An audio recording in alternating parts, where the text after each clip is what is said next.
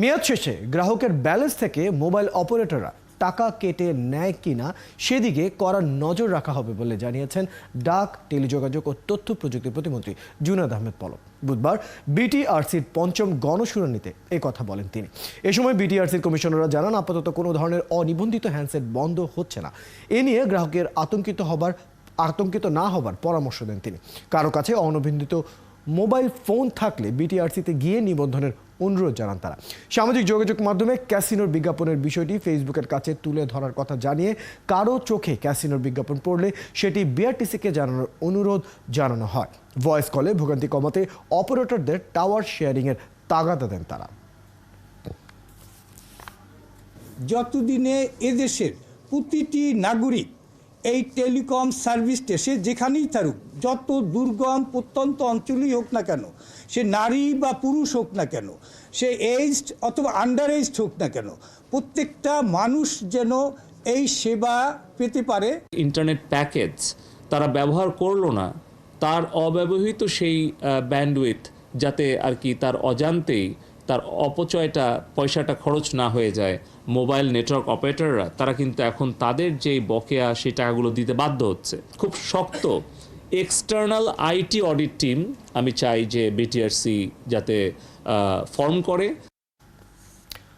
দেশের টেলিযোগাযোগ সেবা ও নিয়ন্ত্রক সংস্থার কার্যক্রম নিয়ে গণশুনানি করল বিটিআরসি।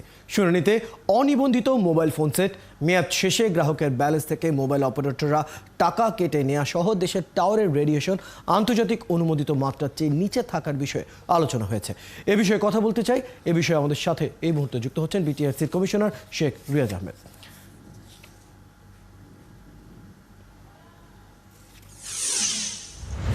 এই ৭১ টিভিকে ধন্যবাদ যে তাদের সরাসরি অনুষ্ঠানে আমাকে সংযুক্ত করেছেন। আজকে বিটিআরসি টেলিযোগাযোগ সেবা এবং নিয়ন্ত্রক রিয়াজউদ্দিন আহমেদ, আপনাকে স্বাগত জানাচ্ছি। প্রথমে আপনার কাছে ছোট্ট করে একটু জেনে নিতে চাই, পঞ্চমবারের মতো আমরা গণশুনানি করতে দেখলাম বিটিআরসিকে, কি ফলাফল এলো? হ্যাঁ, সেটাই বলতে চাচ্ছি যে টেলিযোগাযোগ সেবা এবং নিয়ন্ত্রক সংস্থার কার্যক্রমের গণশুনানি ২০২৪ আজকে অনুষ্ঠিত হয়েছে। অনুষ্ঠানে আমাদের মাননীয় প্রতিমন্ত্রী মহোদয় প্রধান অতিথি হিসাবে উপস্থিত ছিলেন এবং জনগণের যে প্রশ্ন তার জবাব, যত কমপ্লেইন তার জবাব কমিশনারবৃন্দ, চেয়ারম্যান মহোদয় এবং অন্যান্য ডিজি মহোদয় কর্তৃক প্রণয়ন করা হয়। এই টেলিযোগাযোগ গণশুনানি যেটা আজকে হয়েছে সেটা আমাদের যে বাংলাদেশ টেলিযোগাযোগ অ্যাক্ট ২০১০ আছে, সেখানে বর্ণিত আছে যে বছরে অন্তত একবার একটা গণশুনানির ব্যবস্থা করতে হবে।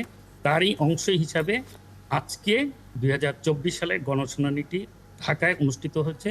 সেটা ৩টা প্ল্যাটফর্মে হয়েছে। একটা হলো অন প্রেজেন্স, মানে গ্রাহকগণ সশরীরে উপস্থিত ছিলেন এবং তাদের অনলাইনে প্রশ্ন নেওয়া হয়েছে, তাদের ফেসবুক লাইভ থেকে সরাসরি প্রশ্ন নেওয়া হয়েছে। সেই প্রশ্নগুলির বিভিন্ন স্তরে উত্তর দেওয়া হয়েছে। যেসব অভিযোগ আসলে আজকে রাখা হলো সেসব অভিযোগের কি মনে হয় কি ধরনের ব্যবস্থা নেওয়া যেতে পারে? কারণ বেশ কিছু প্রসঙ্গই কিন্তু আজ আমরা উঠে আসতে দেখেছি।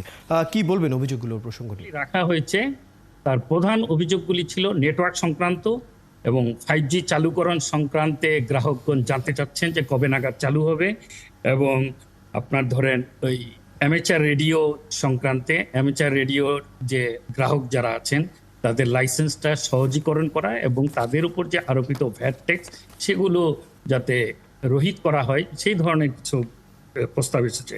এবং ডাটা প্যাকেজ সংক্রান্তে যেটা ইতিমধ্যেই আপনারা জেনেছেন যে ডাটা প্যাকেজ কিন্তু আমাদের বর্তমানে 3টা প্যাকেজই চালু আছে।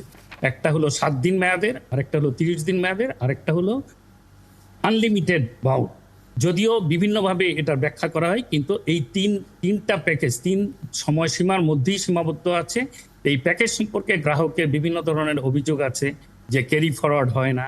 তো এই অভিযোগগুলি আমরা আমলে নিয়েছি এবং ইনস্ট্যান্টলি মাননীয় মন্ত্রী মহোদয় কিন্তু উত্তর দিয়েছেন, চেয়ারম্যান মহোদয় উত্তর দিয়েছেন, কমিশনাররা উত্তর দিয়েছেন এই ইনস্ট্যান্টগুলি। এবং আজকে যারা উপস্থিত ছিলেন এবং যারা কোশ্চেন করেছেন তারা কিন্তু সন্তুষ্টি নিয়েই বিদায় নিয়েছেন আজকের অনুষ্ঠান থেকে। আরেকটি প্রসঙ্গ ছোট করে রাখতে চাই, যখন সন্তুষ্ট সকলে হচ্ছেনি, আমরা সাম্প্রতিক সময় দেখছি ক্যাসিনো অর্থাৎ সামাজিক যোগাযোগ মাধ্যমে ক্যাসিনোর বিজ্ঞাপনের যে বিষয়টি সেটি ফেসবুকের কাছে নাকি তুলে ধরা হয়েছে এবং সেই বিষয়ে আলোচনা চলছে। এবং একই সাথে জানানো হয়েছে কারো চোখে ক্যাসিনোর বিজ্ঞাপন পড়লে সেটি বিটিআরসিকে জানানোর অনুরোধ জানানো হয়েছে। এই ক্যাসিনোর এই ধরনের তথ্য বা বিজ্ঞাপন বের করা কি আসলে বিটিআরসি নিজের পক্ষ থেকে কি খুবই কঠিন একটি কাজ? কারণ বাকি সকলেই যদি এটাতে সহযোগিতা করে, তাহলে অভিযোগটি যদি তারা যদি জানায়ও, বিটিআরসিকে জানার চেষ্টাও করে, তাহলে সেটি কীভাবে জানাবে? হ্যাঁ, বিটিআরসির তো 100 একটা কমপ্লেইন সেন্টার আছে, যেটা কিন্তু এই গণশুনানির দরকার নেই, এটা সারা বছরই চালু আছে। সেখানে যে ধরনের কমপ্লেইন আছে আমরা সেই সমস্ত কমপ্লেইনগুলি কিন্তু আমলে নিই। সুতরাং টেলিযোগাযোগ আইনের পরিপন্থী কেউ যদি কোনো কাজ করে থাকে, সেটা অবশ্যই জনগণের কিন্তু এই অধিকার আছে সেটা আমাদের এই 100 কমপ্লেইন সেন্টারে জানানো, এবং আমরা কিন্তু এটা আমলে নিই আজকে। আর ফেসবুক সংক্রান্তে যে অভিযোগ, এটা ফেসবুকের কোনো অফিস বাংলাদেশ বা ঢাকায় নেই। সুতরাং ফেসবুকের সাথে কিন্তু আমাদের মাসে অন্তত একটা মিটিং হয়, ওই মিটিংয়ে আমাদের কমপ্লেইনগুলি তুলে ধরি, তারা তাদের ইন থেকে এইগুলি ব্লক করে বন্ধ করে দেন। সুতরাং যে কোনো ধরনের অভিযোগ, নট অনলি ক্যাসিনো, অন্য যে কোনো ধরনের, যেরকম ধরেন আজকে প্রশ্ন এসেছে যে আমার ইউজ করে, বুস্টার জ্যামার ইউজ করে, আমরা কিন্তু বুস্টার জ্যামার যাতে না ইউজ করে সেজন্য প্রতিদিন টিভিতে ট্রেলার দিচ্ছি, প্রতিদিন বিজ্ঞপ্তি দিচ্ছি জনগণকে সম্পৃক্ত করার জন্য। জনগণ আমাদের কাছে কমপ্লেন দেখ আর না দেখ, আমরা কিন্তু অন্তত পিরিয়ডিক একটা কিন্তু সার্ভে করা হয়, যেখানে আমরা পাই এই অবৈধ যন্ত্রপাতি, টেলিযোগাযোগ যন্ত্রপাতি ব্যবহার, সেখানে আসলে কার্যক্রম নেওয়া হয়। আমরা আশা করবো এই কার্যক্রম আসলে সচল থাকবে এবং যে গণশুনানির যে ফলাফল সেটি সবসময় সাধারণ মানুষের কাছে ইতিবাচক থাকবে। ধন্যবাদ সময়টুকু দেওয়ার জন্য এবং আমাদের সাথে যুক্ত হওয়ার জন্য।